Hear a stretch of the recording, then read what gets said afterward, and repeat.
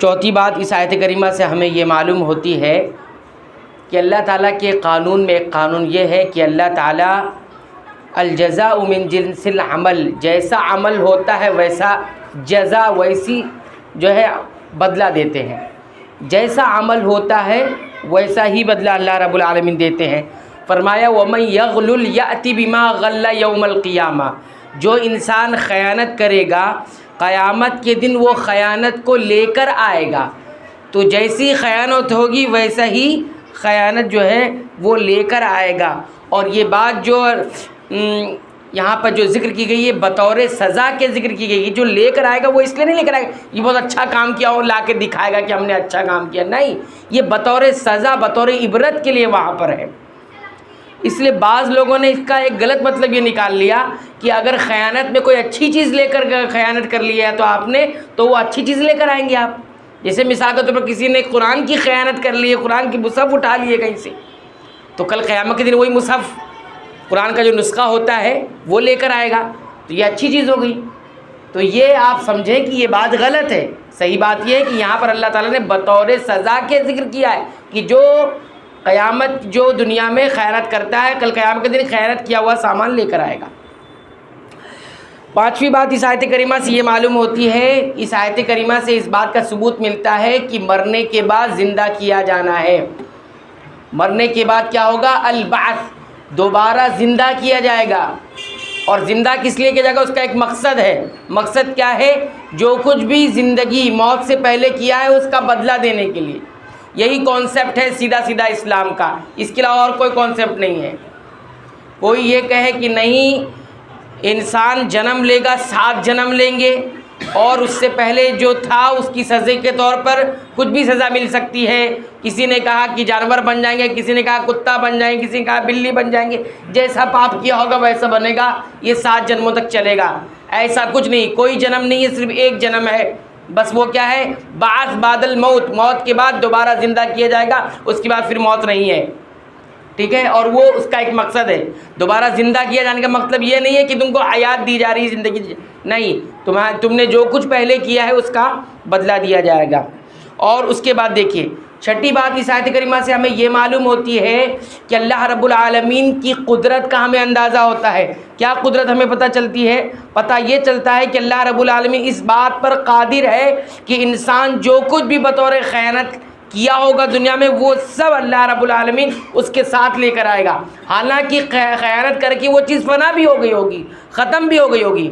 کسی نے مال ہڑپ لیا ہے، کسی نے جائیداد ہڑپ لیا، کسی نے زمین ہڑپ لی، کسی نے کچھ لے لیا. خیانت جیسے بھی طریقے سے کیا ہوگا وہ تو ختم ہو جائے گا نا دنیا میں.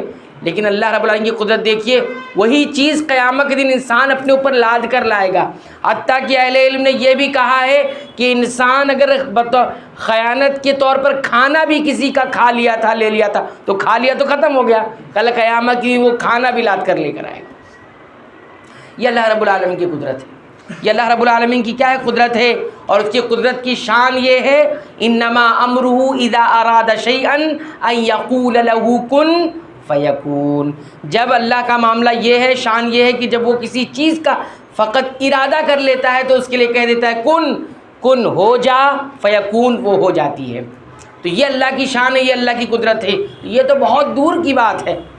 پہلے اس پر دیکھیے کن کہنے کے ساتھ ہی پوری کائنات بن سکتی ہے، پوری کائنات ختم بھی ہو سکتی ہے. اور ساتھی بات اس آیت کریمہ سے یہ ملتی ہے، یہ بات معلوم ہوتی ہے کہ ہر نفس، ہر شخص جو کچھ کیا ہوگا وہ خود جو کیا ہوگا اسی کا بدلہ دیا جائے گا. کیا فرمایا؟ ثم توفی کل نفس ما کسبت. ہر شخص کو پورا بدلہ دیا جائے گا. کس چیز کا؟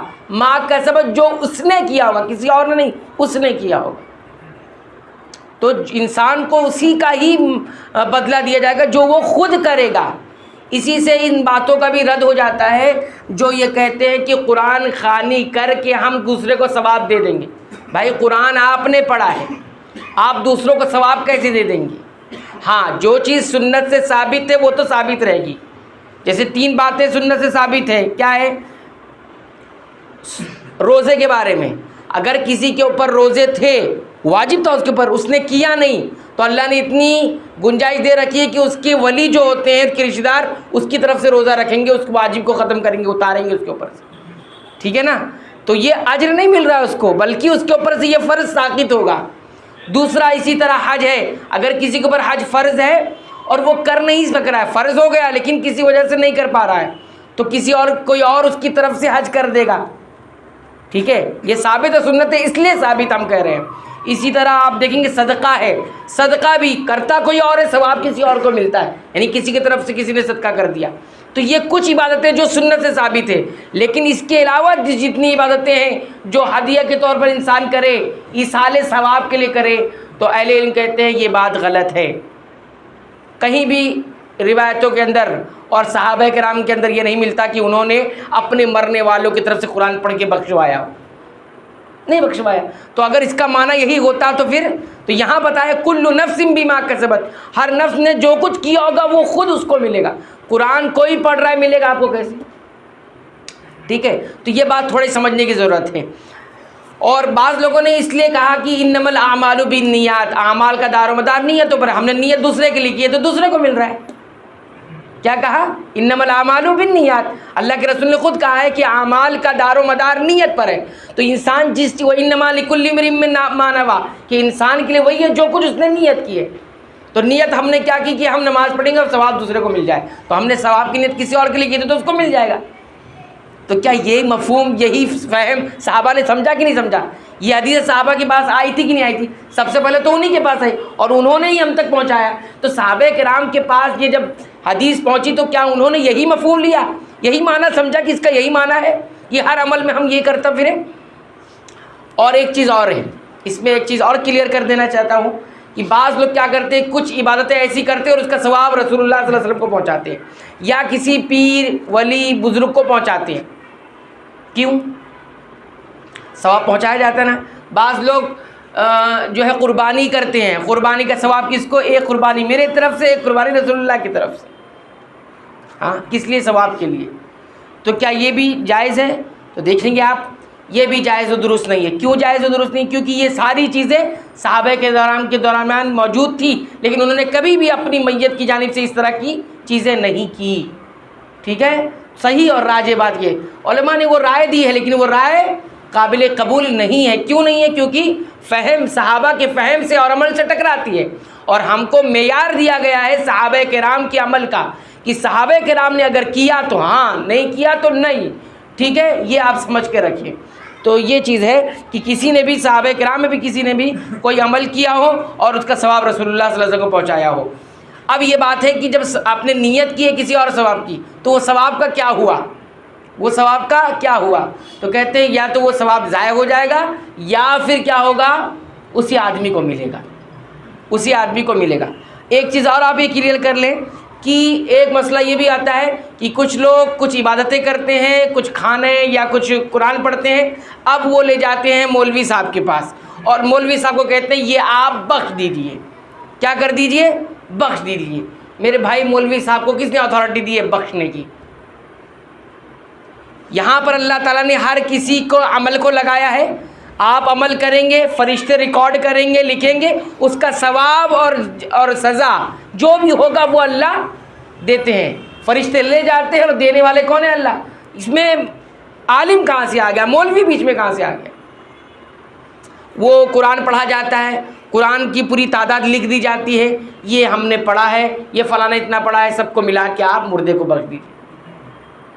عالم صاحب کا کام کہاں ہے؟ وہ عالم صاحب لے جا کے اس کو پہنچائیں گے.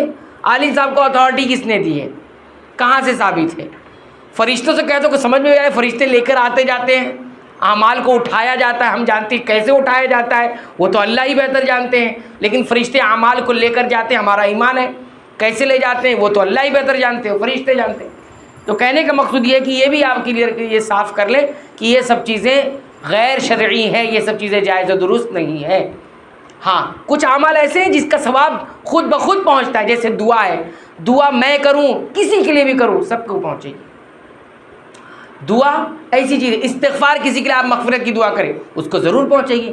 جیسے والدین کی جو بچوں کی جو دعا ہے والدین کو ضرور پہنچے گی. تو یہ آپ سب یاد رکھیں، دعائیں ہیں صدقہ ہے، استغفار ہے، یہ ساری عبادتیں ثابت ہے چونکہ سنت سے، اس لیے یہ بالکل درست ہے۔ لیکن اس کے علاوہ دوسری چیزیں آپ کریں گے تو اس کے لیے آپ کو کیا کرنی پڑے گی؟ دلیل لانی پڑے گی۔ یہ چھٹی بات، ساتویں بات تھی جو آپ کی بات میں۔